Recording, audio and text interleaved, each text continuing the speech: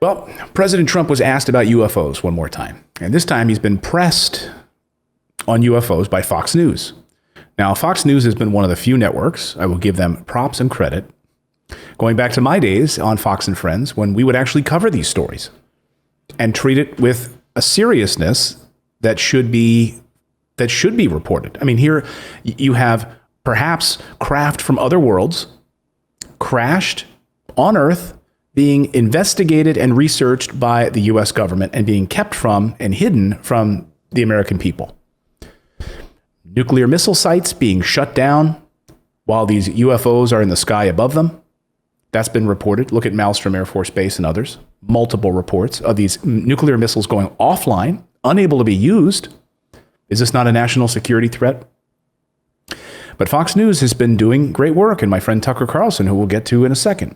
But first, Maria Bartiromo, who I like. I like Maria. I think she's an excellent business journalist, but she's out of her league here on this question. Just going to be honest. Asking at the end of your 30-minute interview with him, asking, I hate this. You wait. Why is this not the first question that you ask? Instead, you wait till the very end to ask this sort of throwaway question. And she prefaces it by saying, on a lighter note, let me ask you about UFOs and the fact that the Pentagon is covering up this story, and we may have off-world vehicle material here in the United States that we're analyzing from crashed UFOs. Well documented now from that bombshell New York Times report over the summer, where you now have members of the government admitting that, yes, we have material from off-world vehicles. Isn't that the biggest story of all time? I think it's hard for some of us to wrap our heads around it, so we just kind of sweep it under the rug, or we make fun of it, or we wait till the end of our broadcast as the last question you're going to ask President Trump, with a sort of little chuckle and a little aside. Here's President Trump somewhat trying to answer this question. He can't stand to answer these questions because he frankly doesn't. He's like been told not to, or he can't because he's not on a need-to-know basis. Watch President Trump answer Maria Bartiromo's question, or somewhat answer the question. And so were plenty of other I've got to ask you this final question. Mr. President, I want to end on a lighter note, a mysterious subject, if you will. Can you explain why the Department of Defense has set up a UFO task force? Here's what I've got from The Guardian. The U.S. Department of Defense has formed a new body to investigate what it calls unidentified aerial phenomena, to monitor reported sightings of what most people call UFOs. Mr. President, as we wrap up here, are there UFOs? Well, I'm going to have to check on that. I mean, I've heard that. I heard that 2 days ago, so I'll check on that. I'll take a good, strong look at that. But I will tell you this. We now have created a military, the likes of which we've never had before, in terms of equipment. The equipment. Come on, man. Exactly, Joe. You know, every president says they're going to try to get to the bottom of this when they get elected. Bill Clinton, most famously, then asked about it, and they kind of just they kind of get cagey about it. She asks, okay, two problems I had with her question. Number one, there's this major report from the Department of Defense analyzing off-world vehicles, a government program. And so her question is, she lays it out, and then she says, Mr. President, are UFOs real? She said, it's on a side lighter note. Are UFOs real? Yes, UFOs are real. What is a UFO? It's an unidentified flying object. Yes. I could look outside right now and say a UFO. I don't know what that is.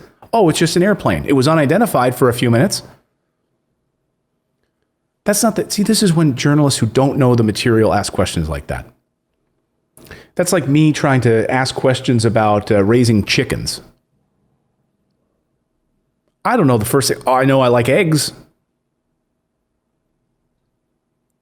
I don't know. They live in a chicken coop. I don't know. Mr. President, are UFOs real? I don't know. I don't know, Maria. I'm going to have to check on that. But I tell you what, we've got the really strongest military.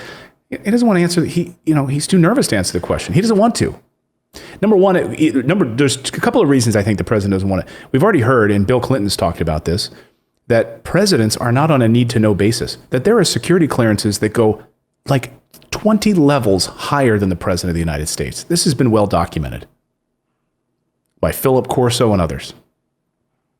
Presidents are elected for 4 years and maybe 8. Do you think they're going to be let to know the most sensitive military and off-world vehicle secrets? No. When Senator Patrick Leahy famously asked the question of whatever general, I forget who it was, about Wright-Patterson Air Force Base and what was being kept there after the Roswell crash, and he was told, don't ever ask that question again. Don't ever ask that question again. He's a sitting senator. He wanted to know what's being kept there. What craft do we have at Wright-Patterson Air Force Base? He was told, shut up, don't ask that question. How do they have a right to keep this from the American people? This is astounding. To me, it's one of the biggest stories of all time. Your government is once again lying to you, keeping the truth from you. Are you okay with that? Tucker Carlson's not. When I worked with Tucker, he used to joke about it. He didn't think it was real. He's the one to admit to me. I love him for it, because he said, because I would do these stories on Fox, and he's like, I'm starting to come around on this story. And then he started digging in and doing a journalist job and started getting the news and started reaching out to sources, started covering this on his show. And lo and behold, it's true. And now he's been repeatedly doing these stories. So forget what you think about his politics, whatever, world you come from in this. I'm telling you just to focus on this story of him covering the UFO story. And I'm thankful that he does. I texted him the other night and I said, great job. And I said, by the way, what this gentleman says at the end of your interview on it's created at the atomic level. I want you to listen to this. This is amazing.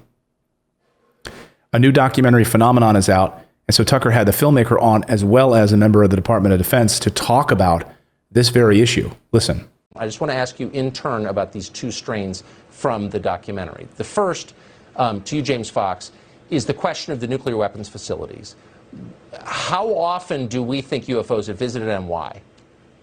Well, that was one of the big bombshells that Harry Reid dropped during production of the film.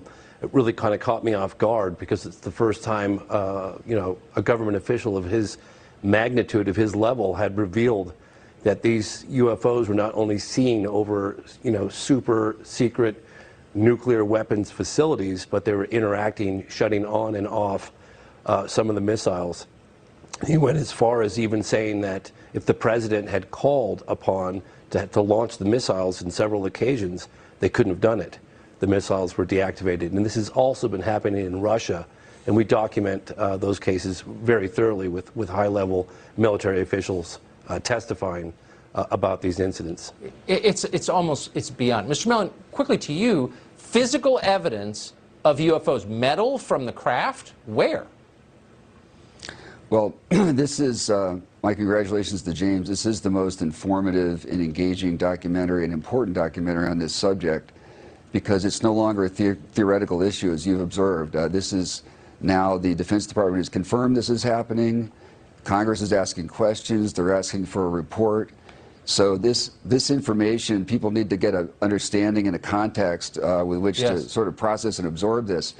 In terms of the materials, there are private researchers, Jacques, perhaps foremost among them, also to the Stars Academy, that have materials and are funding research. Jacques is a meticulous scientist, so he's sending it to peer review in multiple labs. But the gist of it is that those materials were engineered at an atomic level. It's a capability that we don't even possess. If they can prove that and demonstrate that, that'll raise a lot of interesting questions. You think? Atomic level.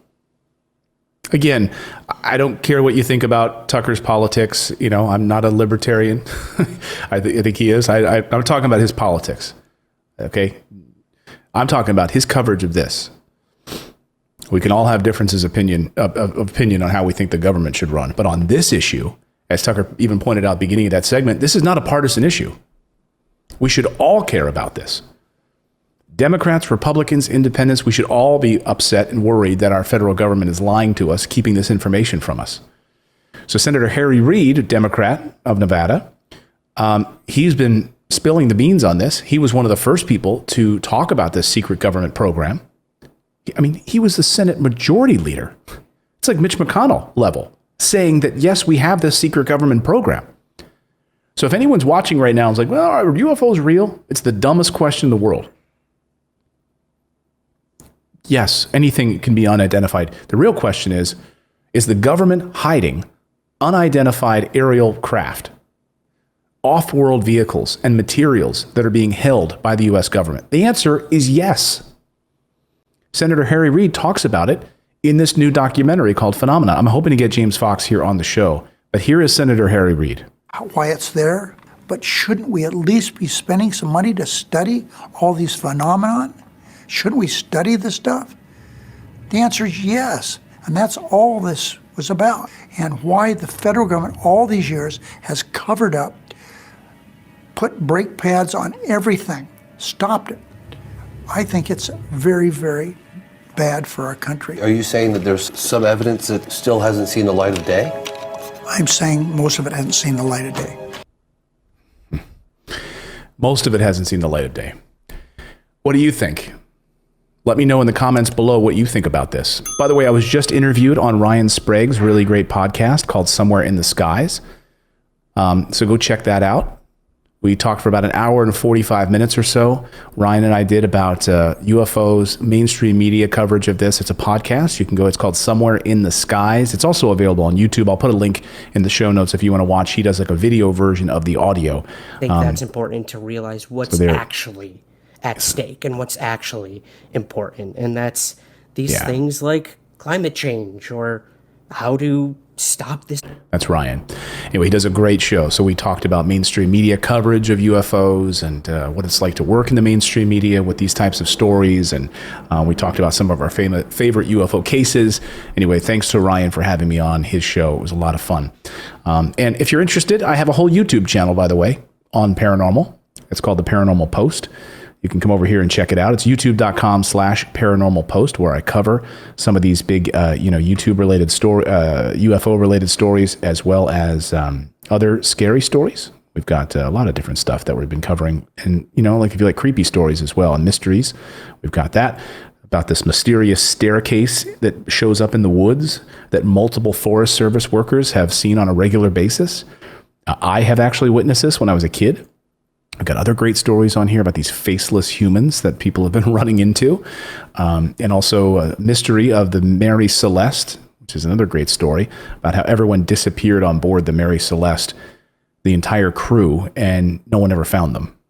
So stories like that. If you're into that, especially Halloween time, come on over and check it out at youtube.com/paranormal post.